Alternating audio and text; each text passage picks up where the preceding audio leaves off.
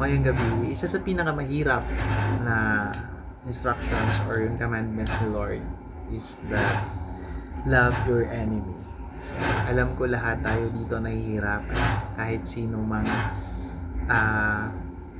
tao, basta meron talagang nakapanakit, talagang yung points or yung healing process, no? Hindi siya ganun kabasta, hindi siya ganun kadali.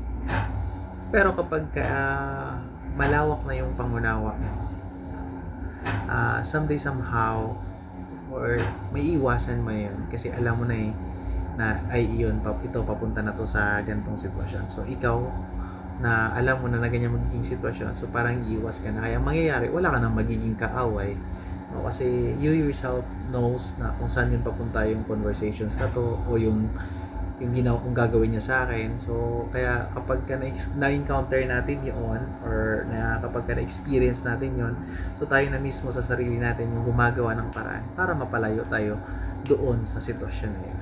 So yun lang.